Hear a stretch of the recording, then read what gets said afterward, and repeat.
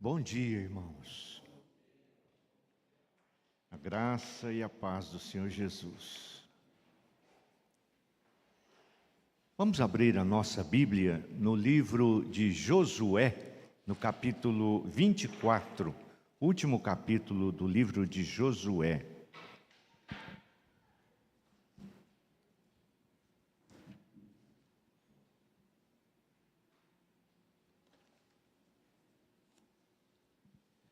Irmãos, hoje é dia dos pais, mas eu não vou falar aqui sobre pais. O Guto já nos emocionou bastante por hoje, né?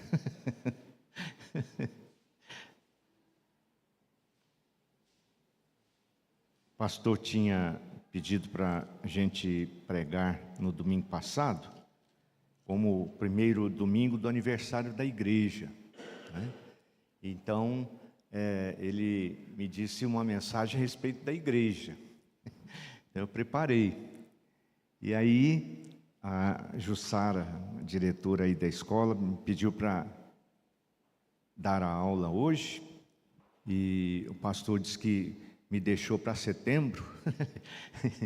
Não tem problema nenhum para mim, setembro, outubro, novembro, dezembro, ou não tem problema nenhum, né?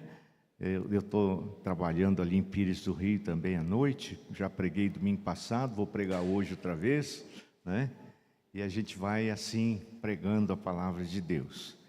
Então, nossa mensagem hoje, irmãos, aquilo que Deus colocou no nosso coração é a respeito da igreja, uma palavra meio estranha, mas é isso que nós temos hoje, né? Eu quero convidar os irmãos a abrirem a Bíblia, então, em Josué 24, no primeiro versículo. Nós vamos ler até o versículo 13. Depois, reuniu Josué todas as tribos de Israel em Siquém e chamou os anciãos de Israel, os seus cabeças, os seus juízes e os seus oficiais. E eles se apresentaram diante de Deus. Então Josué disse a todo o povo: assim diz o Senhor Deus de Israel: antigamente vossos pais, Terá, pai de Abraão e de Naor, habitaram da além do Eufrates e serviram a outros deuses. Eu, porém, tomei Abraão, vosso pai, da além do rio, e o fiz percorrer toda a terra de Canaã. Também lhe multipliquei a descendência e lhe dei Isaque. A Isaque dei Jacó e Esaú. E a Esaú dei em possessão as montanhas de Seir. Porém Jacó e seus filhos desceram para o Egito. Então enviei Moisés e Arão e feri o Egito com o que fiz no meio dele. E depois vos tirei de lá. Tirando eu vossos pais do Egito, viestes ao mar. Os egípcios perseguiram vossos pais com carros e com cavaleiros até o Mar Vermelho.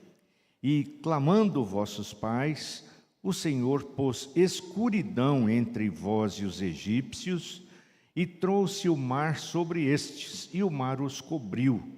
E os vossos olhos viram o que eu fiz no Egito. Então habitastes no deserto por muito tempo.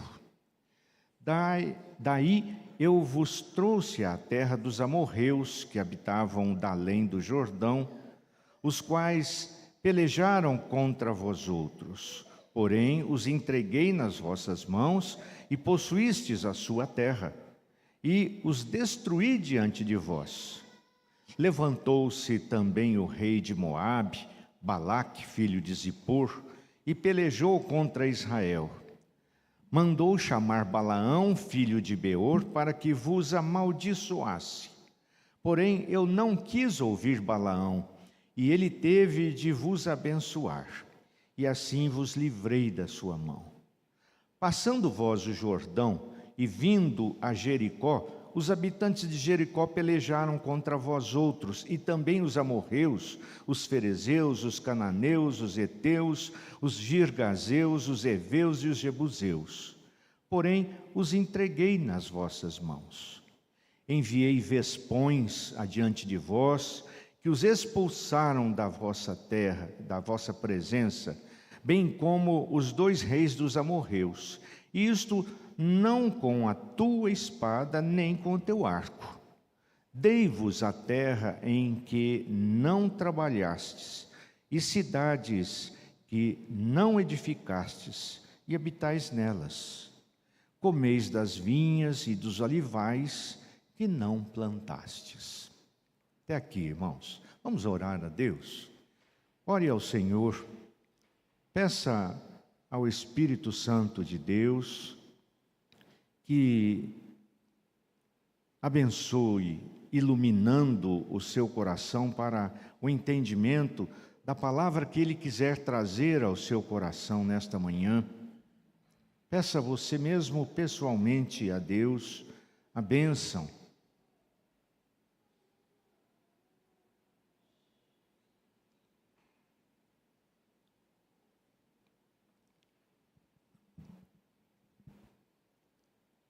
Nosso Deus e Pai, estamos na Tua presença santa, na Tua casa de oração. Aqui viemos porque cremos que o Senhor mesmo aqui nos trouxe, ó Deus. Estamos diante da Tua palavra e queremos, ó Deus, nesse instante, admitir diante do Senhor que somos completamente incapazes por nós mesmos de entender a Tua palavra, entender as Tuas coisas, porque elas se discernem espiritualmente. Por isso precisamos do Teu Espírito Santo, ó Pai, para que Ele mesmo clarifique aquilo que os Teus servos escreveram no passado e também, Senhor, como isto deve se aplicar à nossa vida hoje. Abençoa-nos, Senhor, tenha misericórdia de nós e fala com poder e com graça na nossa vida hoje pela Tua palavra, Senhor. É o que nós te pedimos em nome de Jesus. Amém, Pai. Amém. Irmãos, eu não vou falar a respeito do texto que nós lemos, tá bom? Ué, pastor, você não vai falar, para que leu então? Porque ele traz para nós o contexto. E é muito importante a gente entender em que situação aconteceu tudo aquilo que vamos ver daqui para frente, não é?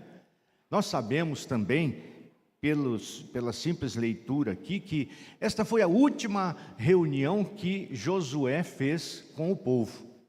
Josué, neste mesmo capítulo, morreu. É relatada aqui a sua morte. Ele morreu com 110 anos, né? E provavelmente ele sabia, né, que já estava no fim a sua carreira. E ele quis deixar alguma coisa muito séria, muito importante para o povo de Israel. Uma coisa muito interessante aconteceu aqui, que é fruto da nossa observação. Quando Moisés estava para morrer, né, e depois logo morreu, Deus preparou Josué para estar à frente do povo, na tomada da terra prometida, né, nas lutas, no enfrentamento dos povos, nas vitórias que eram necessárias para que a terra fosse então do povo de Deus de fato. Mas quando Josué morreu, ninguém ficou preparado para assumir a frente do povo. Nós não temos um sucessor para Josué. É interessante isso, né? Por que será? Interessantemente, Deus não levantou um líder depois de Josué, mas foi levantando juízes, que nós já estudamos, acabamos de estudar aí há pouco tempo, né? E é interessante porque no plano de Deus, Ele mesmo queria ser o líder do povo, né? Por que Ele não queria um rei para Israel? Porque Ele queria ser o rei, né? Ele não queria um líder porque o povo devia consultar a Ele. ele queria liderar o seu povo.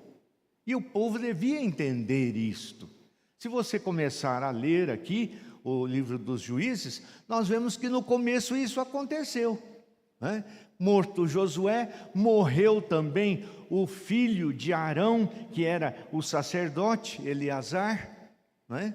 E então o povo ficou assim como que desguarnecido de liderança, mas tinha entendido que devia buscar do Senhor a orientação e tudo aquilo que eles precisavam para prosseguir na sua caminhada, né? E eles buscaram ao Senhor realmente. A tribo de Judá, então, devia ser a primeira a enfrentar a luta com aqueles que estavam ocupando o território de Judá, né? Que já tinha sido toda a terra já tinha sido distribuída, e o território que cabia a Judá devia conquistar. Aquelas grandes batalhas, então, já tinham sido enfrentadas no tempo de Josué. Agora, pequenos grupos, pequenos povos, então cada tribo tinha que enfrentar os seus inimigos, os ocupantes da sua terra, né? Então eles perguntam a Deus: Deus, agora como é que nós fazemos? Quem é que deve ir primeiro para a guerra? E Deus respondeu: Judá deve ir primeiro. E Judá foi, e inclusive, num espírito muito bom, chamou Benjamim para ir junto, né? Disse: olha, vamos comigo. Benjamim? Acho que não era Benjamim, não. Ele chamou Simeão. Aí, vamos comigo, vamos lutar juntos para conquistar a nossa herança, e depois nós juntos conquistaremos a sua. Ótimo. E assim aconteceu, né? Mas é interessante, irmãos, que a maioria das tribos não fez a mesma coisa, e o povo acabou logo se perdendo naquela aquela situação acéfala, né? Sem cabeça, sem um líder maior ali, e aquele povo não foi buscando a Deus ali realmente como precisava buscar, né? Mas é muito interessante que essa reunião que Josué propôs aqui para o povo todo e para os líderes de Israel em particular ali, não acabou aí onde nós terminamos a leitura. Ela segue em diante, e é no texto adiante aí do versículo 14 ao 25 que eu quero estudar com os irmãos. Mas eu não vou ler o texto outra vez, não. Nós vamos ler aos pouquinhos, tá bom? Nós vamos ver que Josué propõe ao povo uma escolha. Falou: eu vou morrer, e vocês precisam se conscientizar de uma coisa: vocês precisam realmente escolher alguma coisa para vocês aqui, que vai fazer toda a diferença durante toda a vida de vocês, né? É uma escolha para valer, uma escolha para valer, tá certo? Então, irmãos, nesse texto que nós vamos meditar. Por que esse texto veio ao meu coração? Por causa de uma preocupação que eu tenho tido hoje em dia. O problema do povo evangélico, né, ser muito numeroso no nosso país, estatisticamente, pelo IBGE. Alguns já são otimistas e dizem que atualmente, a última pesquisa já vai um pouco tempo atrás, atualmente nós somos cerca de 50 a 60 milhões de evangélicos no Brasil.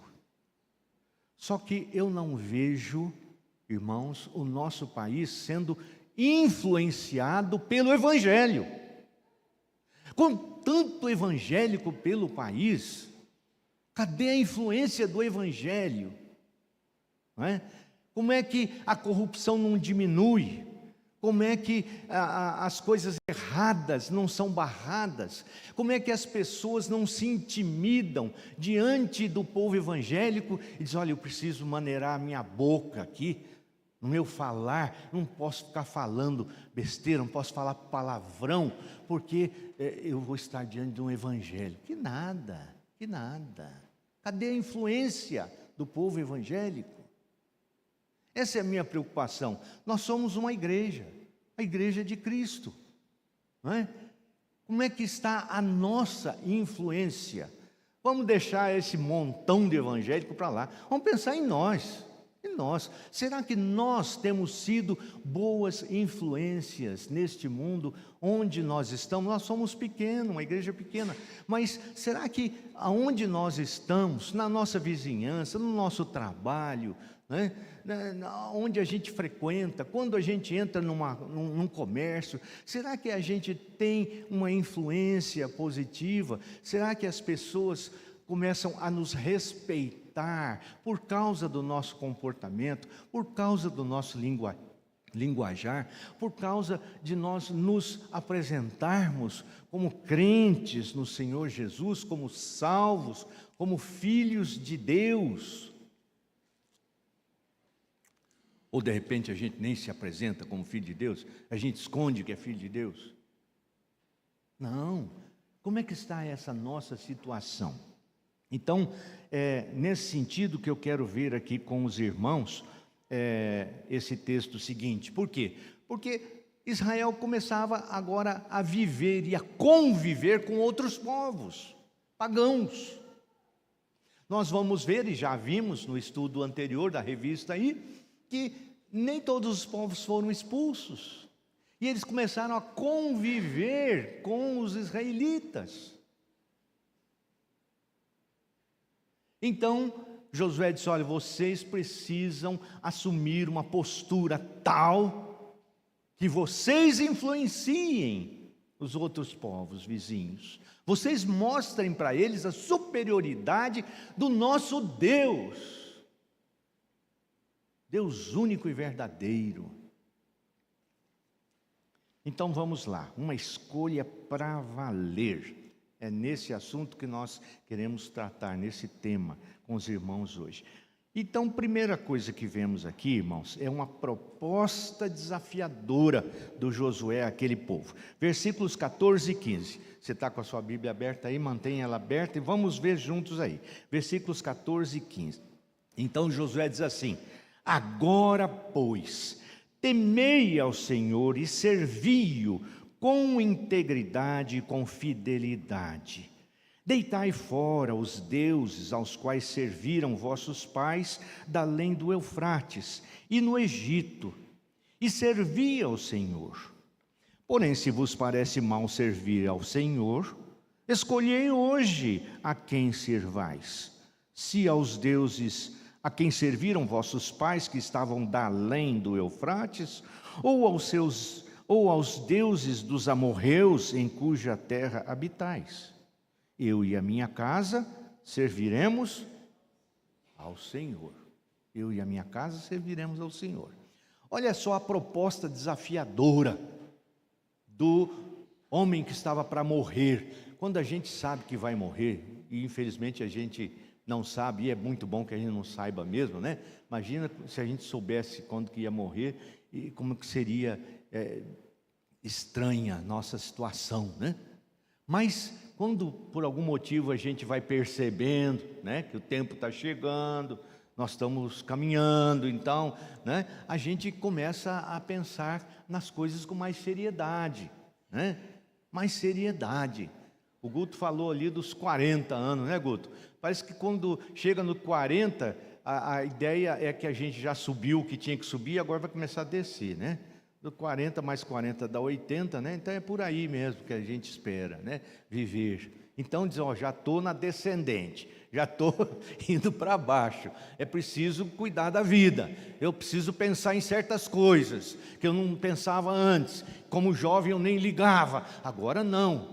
Então Josué parece que, olha, chama ali o povo realmente a uma responsabilidade, um desafio muito grande. E o desafio de Josué constou de duas coisas. Primeiro, abandonar os deuses herdados dos pais. Abandonar os deuses herdados dos pais.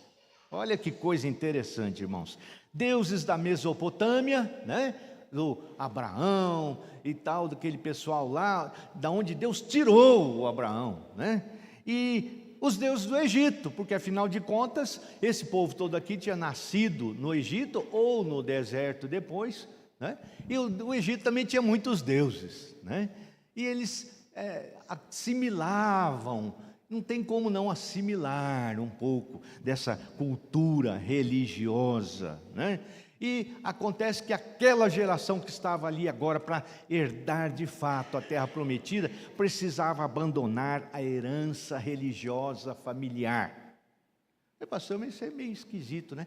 Olha, não é tão assim não, tão esquisito não.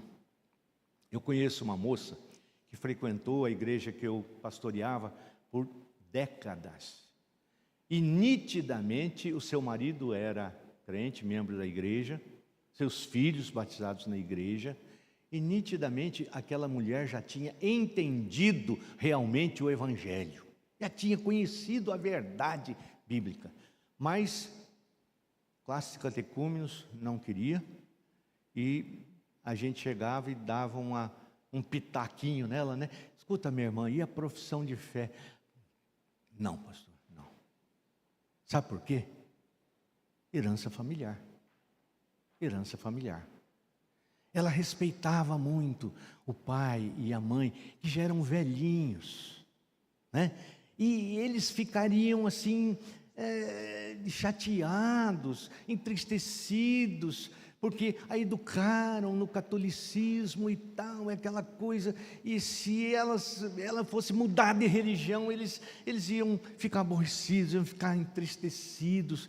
Então, nitidamente era este o problema dela: enquanto os meus pais não morrerem, eu não vou mudar de religião oficialmente. No meu coração, sim.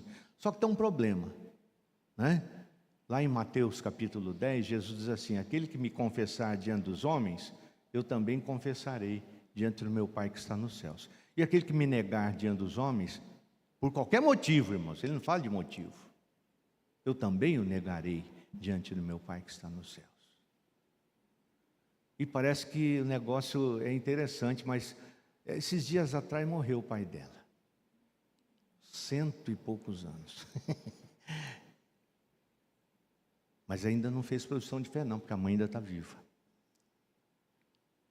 Irmãos, herança familiar é um negócio forte, fortíssimo. É muito interessante a gente começar uma igreja, começar a pastorear numa região nova. Por exemplo, uma cidade que abriu agora. Tem muita cidade que começa agora, né? Pouco tempo. Aí nesse Mato Grosso, em Rondônia. E pessoal muito imigrante, né? Migrante. Vem de outros estados e vão para lá e tal. E eles chegam lá com o marido, a mulher, os filhos. E a família ficou para trás. Irmãos, como é mais fácil o Evangelho crescer, as igrejas crescerem em cidades onde o povo está longe da família. Porque se eu for para a igreja, o que meu pai vai dizer?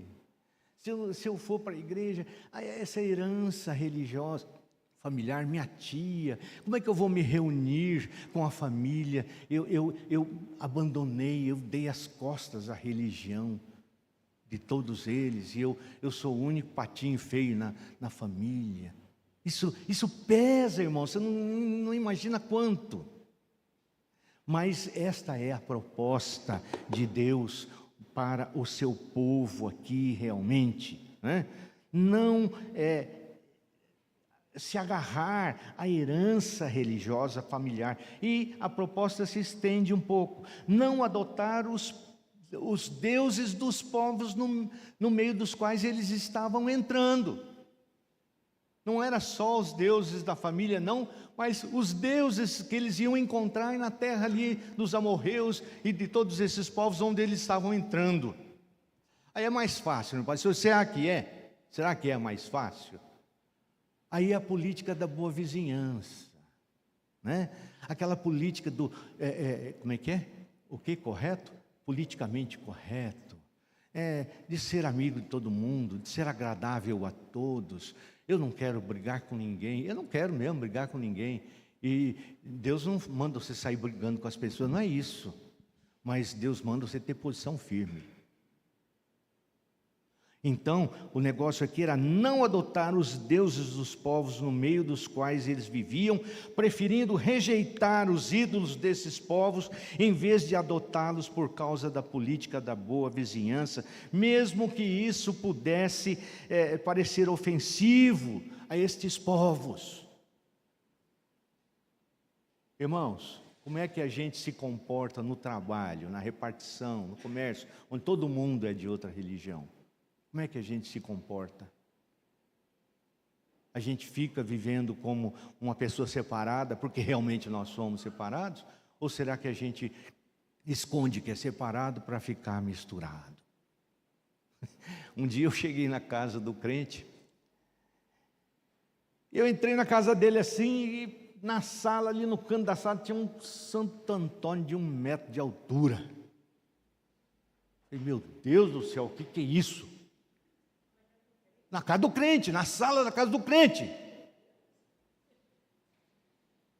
Falei, irmão, o que é isso aqui? O que é isso?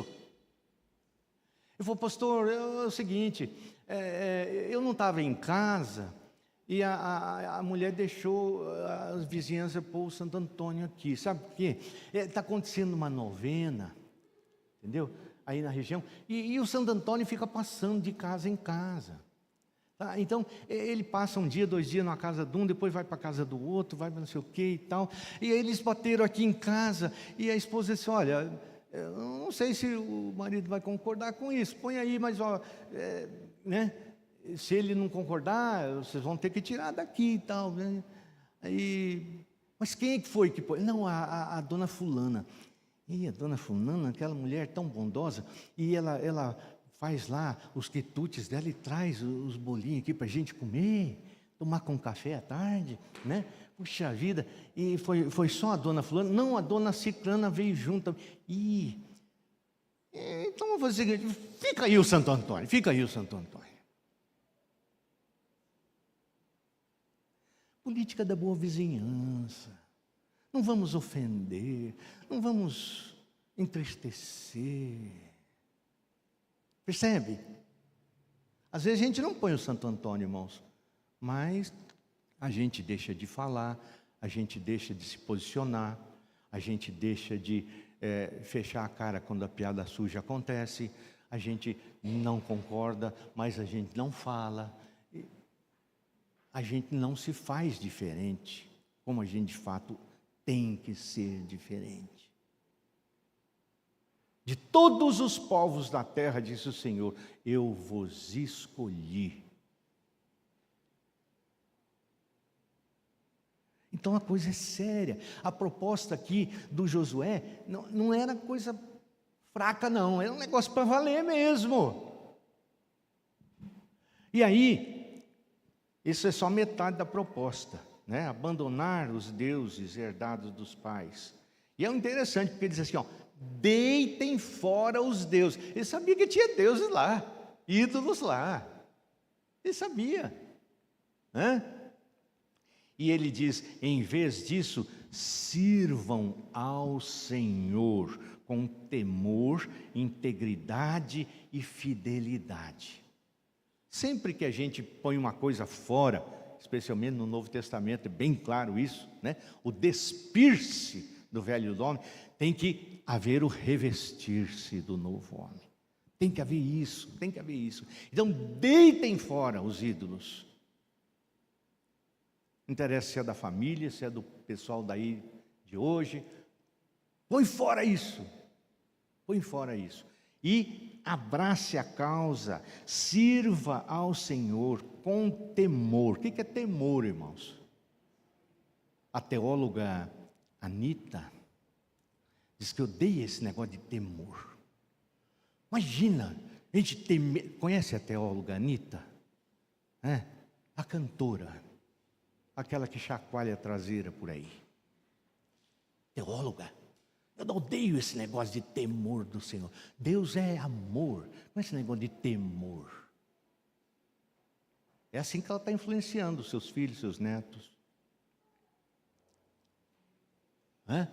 Temor, irmãos, temor. Servir a Deus com respeito. respeito, levando a sério o Senhor Deus, levando a sério. Você deve ter medo de Deus? Deve sim. Você deve ter um medo muito grande em relação a Deus. Sabe medo do quê? Medo de pecar, medo de desagradar ao Senhor, medo de entristecer ao Senhor. A Bíblia diz assim: não entristeçais o Espírito de Deus com o qual fostes selados. Tenha medo disso. Tenha medo de apagar. A coisa às vezes vai tão longe que apaga. Não extingais o Espírito, não apagueis o Espírito. É preciso ter medo disso sim, Senhor. Meu Deus do céu, o Espírito de Deus que habita em nós. Você anular o Espírito, você entristecer para que ele não fale mais, ele não responda mais às suas necessidades. Você lê a Bíblia e aquilo não é nada, não entende nada, não significa mais nada, porque o Espírito não atua. O negócio precisa ter medo mesmo, né? Então, servir ao Senhor com respeito, levando Deus a sério. Medo de desagradá-lo, de desonrá-lo, de entristecê-lo, medo de pecar. Com temor, com integridade. O que é integridade? Integridade, irmãos, é inteireza, né? De todo o coração. Um coração totalmente do Senhor, uma plenitude do Senhor. O primeiro mandamento diz assim: não terás outros deuses diante de mim, eu sou o único. Não pode ter outros deuses. Você tem o Santo Antônio em sua casa? Não. Mas de repente na sua casa você tem o seu filho, sua filha, né? Sua família, o seu marido, o seu emprego. Diz: olha, não mexa com meu filho, senão eu viro bicho, eu esqueço que sou crente. Ué.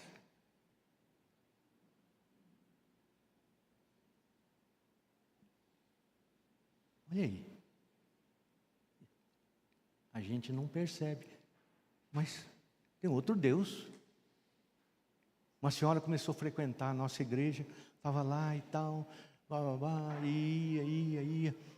Aí, num estudo bíblico, eu falei: olha, nós não somos diferentes das outras pessoas, no sentido daquilo que pode nos acontecer. Crente também bate carro, crente também fica doente. Não tem esse negócio, essa teologia da prosperidade aí maluca que está incutida no coração dos evangélicos de hoje. Não existe isso. Filho de crente também pode sofrer acidente. Eu disse: o quê? Pastor, quer dizer que eu venho aqui à igreja, eu oro todos os dias pelos meus 2 filhos que estão na faculdade, cada um tem o seu carro, eles vão, eles voltam, quer dizer que assim mesmo eles podem sofrer um acidente, eles podem morrer. Eu disse: perfeitamente, minha irmã, pode sim. Então o que eu estou fazendo aqui? Então o que eu estou fazendo aqui? E não voltou mais. Não voltou mais. Ela não estava lá por causa de Deus, por causa de Jesus. Ela estava lá para comprar a proteção de Deus para os filhos dela, porque o Deus dela é os filhos.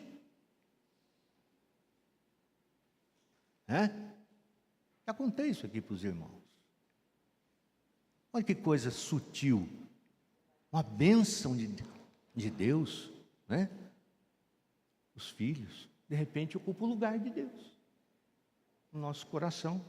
Que negócio precioso mas perigoso também, totalmente perigoso. Então, integridade, servir ao Senhor com temor, com integridade, com fidelidade. Irmãos, nós somos fiéis ao Senhor, fiéis realmente, comprometimento, né? Eu gosto de escola dominical, irmãos. Eu gosto de escola dominical.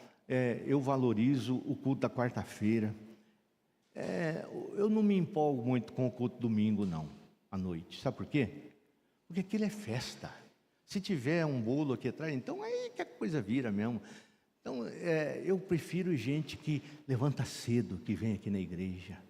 Eu prefiro gente que, cansado do trabalho, vem aqui para estudar a palavra de Deus, porque está buscando Deus, porque leva Deus a sério. Ele quer conhecer mais de Deus, quer conhecer mais de Deus.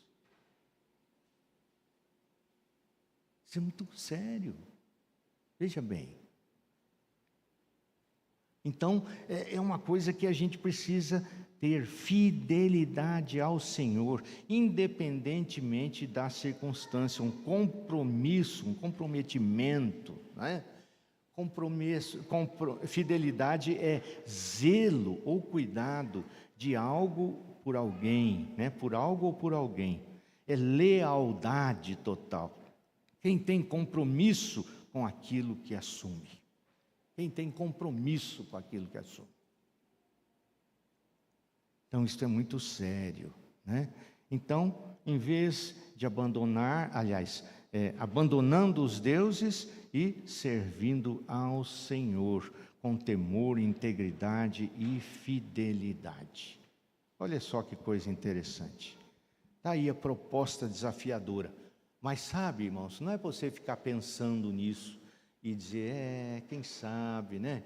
Um dia. Não, ele diz assim, escolhei, quando? Hoje. Escolhei hoje a quem sirvais. Escolhei hoje a quem sirvais. É uma decisão para já, definitiva, terminante, né? Peremptória. Escolhei hoje, não deixe para amanhã, não. O deixar para amanhã é escolher não. Deixar para depois por enquanto, não. Então, escolhei hoje, uma decisão para já. E ele diz, um exemplo estimulante para vocês, um incentivo, um apoio. Ele diz assim, eu e a minha casa serviremos ao Senhor. Então está aí a proposta diante de vocês. Se alguém escolher o sim, saiba que não vai estar sozinho. Eu estarei lá. Vai ser amigo, vai ser companheiro. Companheiro é aquele que come o pão junto. Companheiro. Então, se você escolher hoje o Senhor, nós vamos estar juntos. Estamos juntos. Estamos juntos. Porque eu já escolhi. Então, é um incentivo que o Josué deu ao povo, né? Então, a proposta desafiadora que ele fez ao povo realmente. Segundo lugar, vem a resposta imediata do povo. Os versículos 16 e 18. Olha a resposta imediata do povo aí, ó. Presta atenção. Então, respondeu o povo e disse, longe de nós o abandonarmos o Senhor para servirmos a outros deuses. Porque o Senhor é o nosso Deus, Ele é quem nos fez subir a nós e aos nossos pais da terra do Egito. Olha o contexto do texto que nós lemos anteriormente, né? Da casa da servidão. Quem fez estes grandes sinais aos nossos olhos e nos guardou por todo o caminho em que andamos e entre todos os povos pelo meio dos quais passamos. O Senhor expulsou de diante de nós todas essas gentes, até o amorreu, morador da terra. Portanto, nós também serviremos ao Senhor, pois Ele é o nosso Deus. Então a resposta imediata do povo foi essa, irmãos. Não abandonaremos ao Senhor para servir outros deuses. Não abandonaremos. Que coisa bacana. Interessante. Muito por nós. Olha o que Deus fez por nós, irmãos. Olha o que Deus fez por nós. Nos tirou da terra do Egito, da casa de servidão. Realizou sinais e prodígios diante dos nossos olhos. Nenhum povo, nem mesmo os judeus, viu tantos milagres quanto aquele povo que esteve no deserto por 40 anos. Nenhum povo viu tantos sinais, tantos milagres. Era todo santo dia sinais e milagres, né? Era codornizes chegando de tarde, caindo do céu, aquelas aves para comer, né? Era o maná de manhã, todo santo dia. Chegava num lugar e não tinha água, saía água da pedra, né? Então, eles viram sinais todos os dias. O sapato deles não se gastou, a roupa deles não ficou poída, não ficou velha. Que coisa interessante, olha só, milagre de Deus, todo dia. Então, realizou sinais e prodígios diante dos nossos olhos. Nós vimos as guerras, nos guardou, nos protegeu dos inimigos por todo o caminho, e quando a gente chegou aqui, expulsou os povos desta terra para que fosse nossa.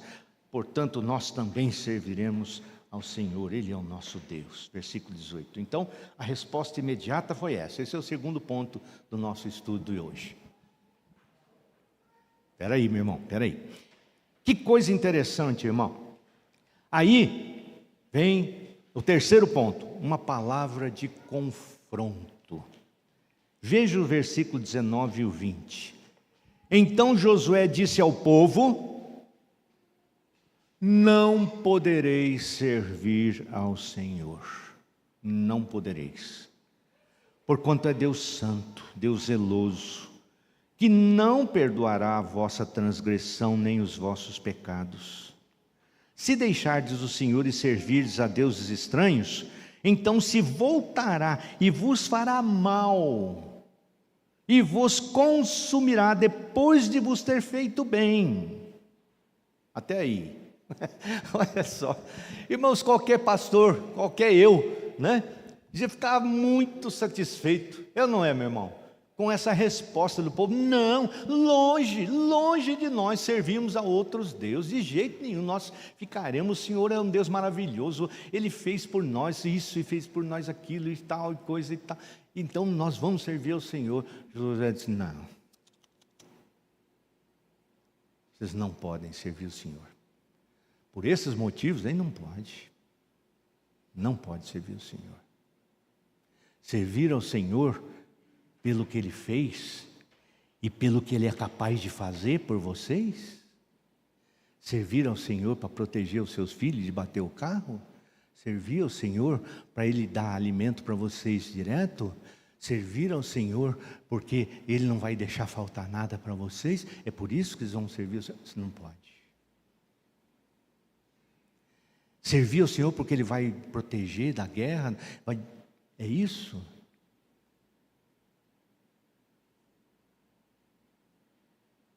Não podereis servir ao Senhor. A palavra de confronto, ao ouvir a decisão dos líderes aqui, Josué os confrontou: não podereis, não por essas razões. Vocês precisam servir a Deus pelo que Ele é, e não pelo que Ele pode fazer por vocês, sendo aquilo que vocês querem que Ele faça. Vocês não podem servir a Deus a troco de bênçãos, negociando com Ele: Senhor, eu faço isso, eu te adoro assim, e o Senhor, em contrapartida, me abençoa. Alguém fez uma pergunta interessante, seu Miguel. Irmãos, se não existisse o céu, vou mais longe, nem o inferno, quantos evangélicos será que ficavam na igreja? Quantos que amam a Jesus e dizem: Senhor, eu prefiro viver com o Senhor aqui do que qualquer outra coisa do mundo?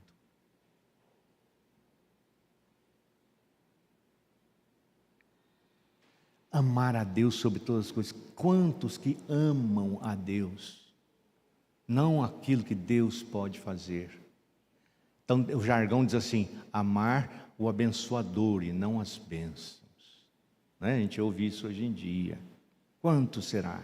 Então vocês precisam servi-lo pelo que Ele é. O que Ele é? Ele falou aqui, Ele é um Deus santo. Santo. Ele é santo. Por isso Ele não admite um coração parcial, um coração infiel, um coração titubeante, que vacila, que hesita, que é incerto.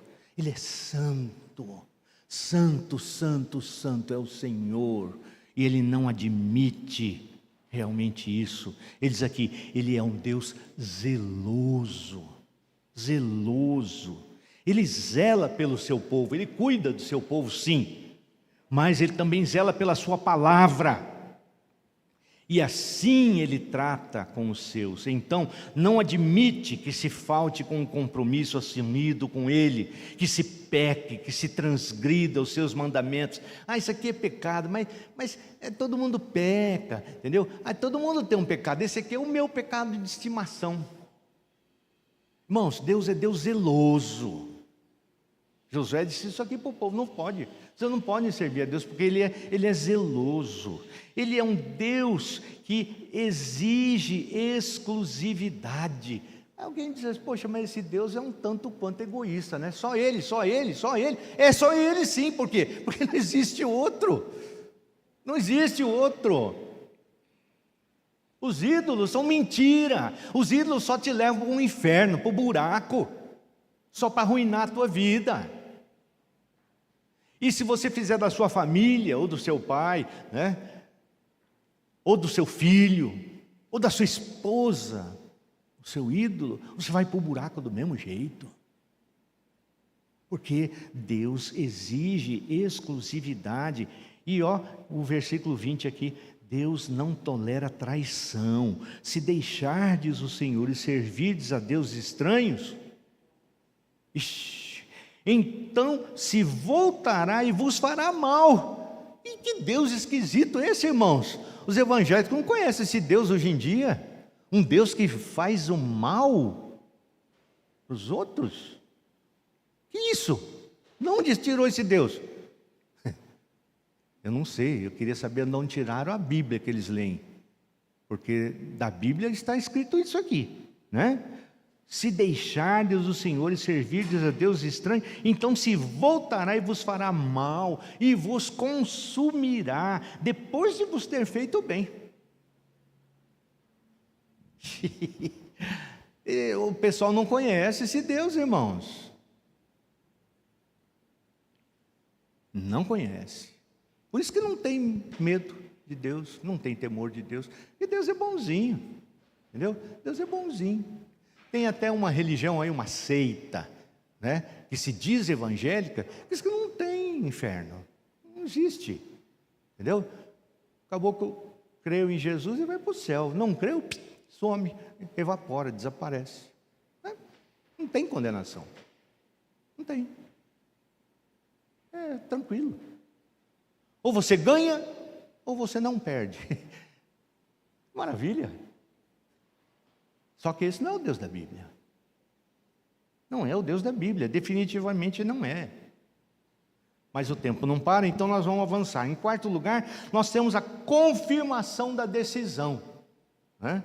Depois aqui da palavra do confronto, nós temos a confirmação da decisão. Veja o versículo 21. Então disse o povo a Josué, não, antes serviremos ao Senhor. Serviremos ao Senhor. Josué, irmãos, havia feito todo tipo de advertência. Realmente, diante dos fatos, né, não há argumentos. Diante dos fatos não há argumento. A decisão lógica não podia ser outra. Não podia ser outra. Mas o Josué já vira esse povo voltar atrás perante as menores dificuldades. Chegava lá em cima do Moisés, dizendo, você tirou a gente do Egito para fazer a gente morrer aqui no meio desse inferno, desse deserto aqui, ó. Você tirou a gente de lá para nos matar aqui. Que Deus é esse? Cadê esse Deus? Entende? Antes de pedir a Deus e Deus falar não, eles já reclamavam.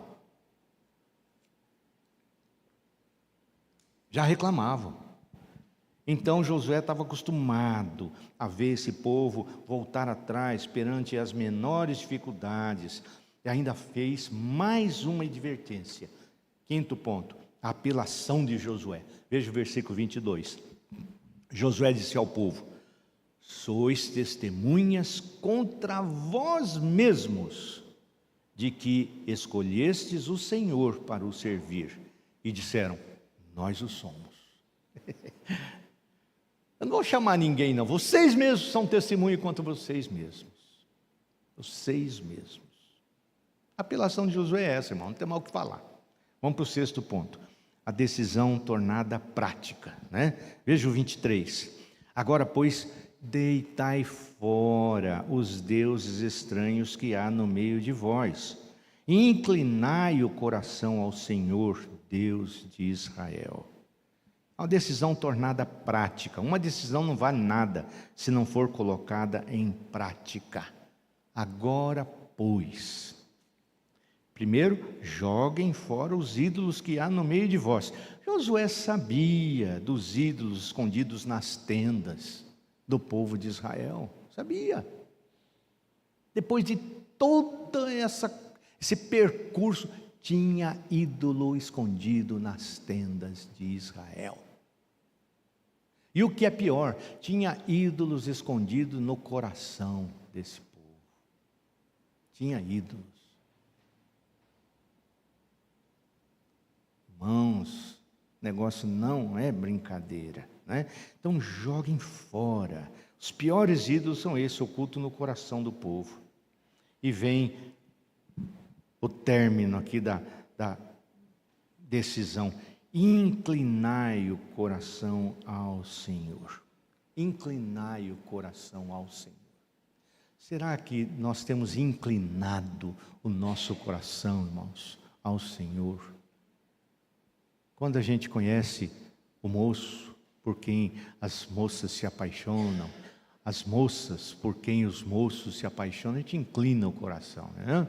A gente inclina o coração. Será que a gente tem inclinado o nosso coração ao Senhor? Você leu o Salmo 18, Davi dizendo assim: eu te amo, ó Deus, o Senhor é o meu Deus, é aquele em quem eu confio, eu não quero outro, quero só o Senhor é aquele que preenche o meu coração, eu te amo, ó Deus. Dá uma lidinha no Salmo 18, versículo 1 e 2, as declarações de amor de Davi ao Senhor. Será que nós amamos a Deus?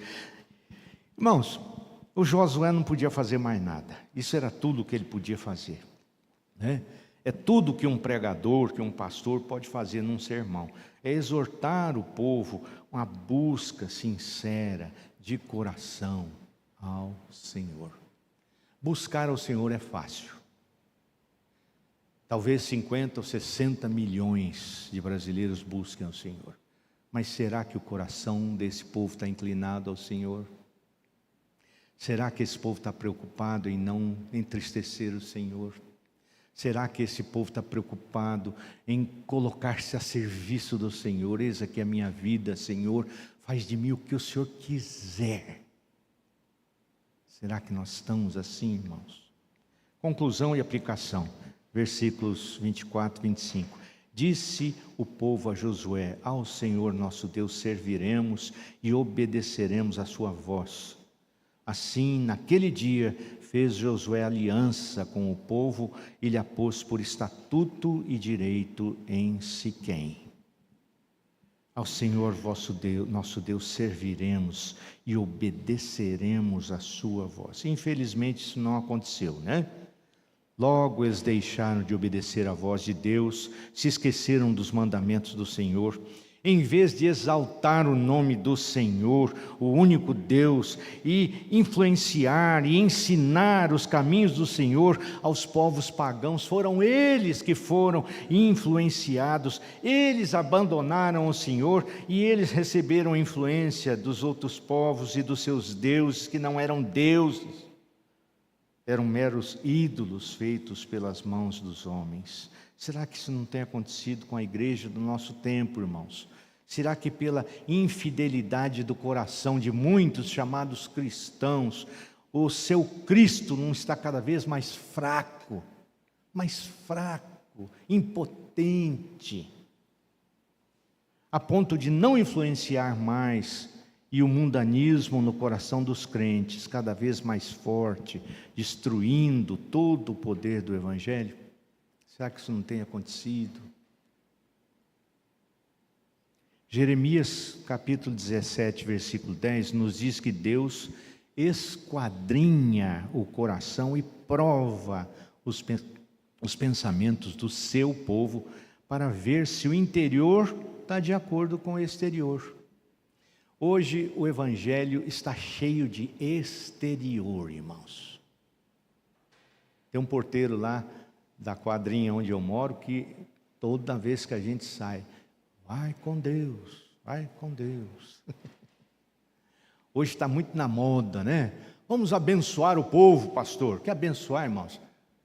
Ah, mas não, o povo antigo pedia bênção. Pedia bênção do quê? Do pai e da mãe? Não. Sua bênção, pai. O que o pai dizia? Ah, Deus te abençoe. Deus te abençoe. É o maior abençoando o menor. Então pare de querer abençoar os outros. E comece a desejar que Deus abençoe os outros. Comece a orar pelos outros. A Bíblia não diz que é para você sair por aí abençoando. Mas diz que através do Senhor, o Senhor quer abençoar. Através de você, o Senhor quer abençoar os outros. Isso sim. Nós estamos com um evangeliquez pobre, raso, miserável, porque nós temos adotado as coisas de quem não estuda a Bíblia, de quem não conhece Bíblia, de quem não sabe Bíblia. Então nós ficamos repetindo. As músicas estão fraquíssimas, não tem mais teologia, não tem mais nem poesia. É um mantra e repete, e repete, e repete, e repete, e repete, e repete. Quando você pensa que acabou, continua repetindo. Irmãos, nós precisamos de mais Bíblia, de mais conhecimento de Deus, de doutrina, de ensino do Senhor. Nós precisamos de mais a presença do Senhor em nós. Esses dias o pastor Perrin mandou para mim lá, deve ter mandado para os irmãos também, um grupo evangélico cantando, né? E muito bonito, e uma música boa e tal. E os camaradas cantaram. E fazia tanta micagem, né, para cantar. E eu escrevi assim para ele: irmãos, será que esses cantores, sozinhos, sem auditório e sem um celular gravando, fariam tanta micagem para Deus? Fazia tanta expressão corporal, física, para Deus? Será? Será que faz para Deus isso? Ou faz para ser visto pelos homens? É louvor a Deus ou é aplauso dos homens que estão querendo? Um evangelho fraco, irmãos. Fraco. Só de exterior. Então, nós precisamos tomar cuidado com isso, porque esse tipo de evangelho não influencia. É igual a gente metia o pau antes no pentecostalismo. Ah, não, mulher tem que ter o cabelo comprido. Ora, qualquer prostituta deixa o cabelo crescer. E por causa disso ela é crente, ela é do Senhor. Então não serve, cabelo comprido não serve para distinguir ninguém. Serve para deixar mais bonito, mais feio, isso é outra história. Mas para distinguir crente não serve. Então, a gente precisa de largar a mão das coisas que qualquer um faz, com Deus ou sem Deus, com o Espírito Santo ou sem Espírito Santo. E fazer de coração ao Senhor, inclinar o coração ao Senhor. Ao Senhor. E viver na força do Evangelho. A força do Evangelho. O Evangelho é poderoso, irmãos. A palavra de Deus é poderosa. Ela é útil para mudar, para transformar, para explodir dentro da vida da gente. Então não abandona a palavra para ficar com outras coisas. Né? A palavra diz assim, olha, presta a Deus um culto racional, não um culto emocional, onde você quer mostrar para o outro que você é crente e fica falando, e fica berrando, fica gritando, fica orando quando o outro está orando também. Olha, irmãos, vamos viver mais o Evangelho no coração. Nós precisamos ser crentes, de fato. Porque Deus não é que nem os homens. Deus vê o quê? O coração.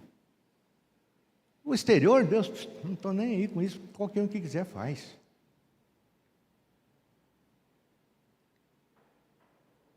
Por isso é que essa manifestação de dons e tal entra no mesmo caminho. Eu tinha um presbítero que a casa do vizinho era de uma família pentecostal. E enquanto lavava roupa, as meninas que iam crescendo estavam treinando a falar língua estranha. Então, por quê? É para Deus que elas estavam treinando? Não, é para os homens. Para os homens. Porque Deus sabia que ele nunca tinha dado aquele dom. Parar com isso. Senão o evangelho fica uma água tremenda. Né? Ficamos pregando só sobre alegria, sobre a felicidade, sobre viver bem e tal. Irmãos, e o compromisso sério com Deus? É isso que o irmão aqui colocou, o Josué, né? Como temos vivido a escolha que fizemos um dia para fazer de Jesus o Senhor da nossa vida? Será que a nossa escolha foi para valer? Continua sendo para valer? Será? Ah, pastor, mas o senhor leu o livro de Josué, esse negócio é Velho Testamento. Um Deus que... Não, isso é Velho Testamento. Ah, é? Então vamos para o Novo. Hoje o Evangelho é mais light, será? Lucas capítulo 6, versículo 6 diz assim, porque Jesus reclamando, diz assim, por que me chamais Senhor, Senhor, e não fazeis o que eu vos mando? Por quê? Ah, Jesus, eu te amo, Jesus, eu te amo, eu te amo. Tá, tudo bem, será que ama mesmo? O que é que diz João 14, 24?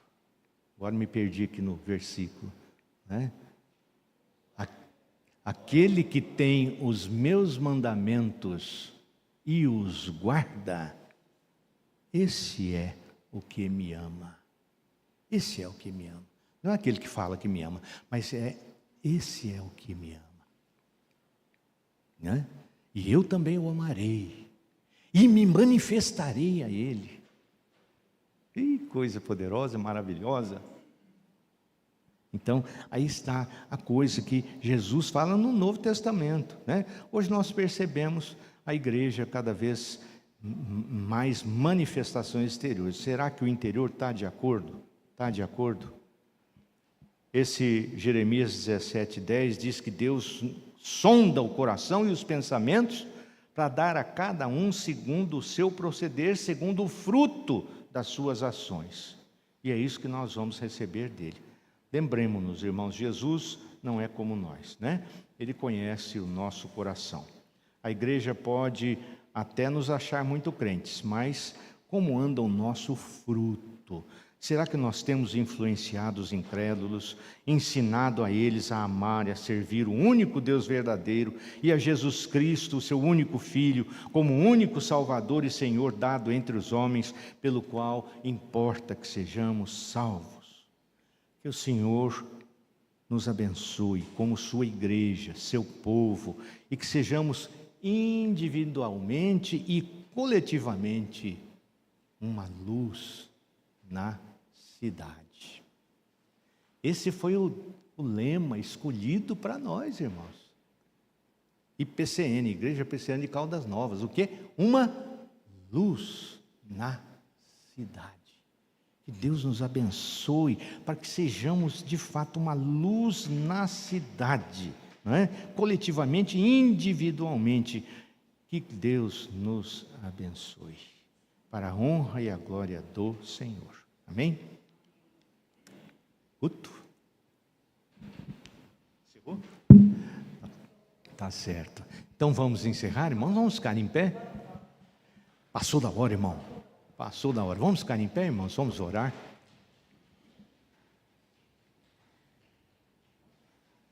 Nosso Deus, eterno Pai,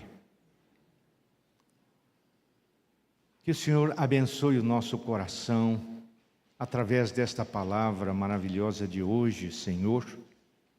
Palavra de Deus, palavra santa, palavra poderosa. Ó Deus, que nós meditemos nesta palavra, confrontando esta palavra com a nossa vida, porque nós somos o teu povo, ó Deus.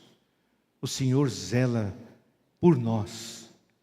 E, ó Pai, assim como queremos que o Senhor cuide de nós realmente, para nos fazer cada vez mais parecidos com Jesus Cristo, o Senhor nos dê a graça de estar preocupados com isto também, e estejamos nós honrando e glorificando o Teu nome, o Senhor que nos olha, o Senhor que nos vê, e o Senhor que nos conhece profundamente.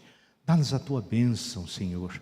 Dá-nos a presença do Teu Espírito de uma forma poderosa, ó Deus, para nos entristecer quando pecarmos e nos alegrar, Senhor Deus, para nos alegrar, nos fazer satisfeitos em Cristo Jesus, como aquele que nos dá a plenitude, Senhor. Em Cristo nós temos tudo de tudo, Senhor Deus. Fica conosco, ó Pai, neste dia, abençoa a Tua igreja, abençoa os pais, abençoa, Senhor, o Teu povo, em nome de Jesus. Amém, ó Pai, amém. Obrigado, irmãos.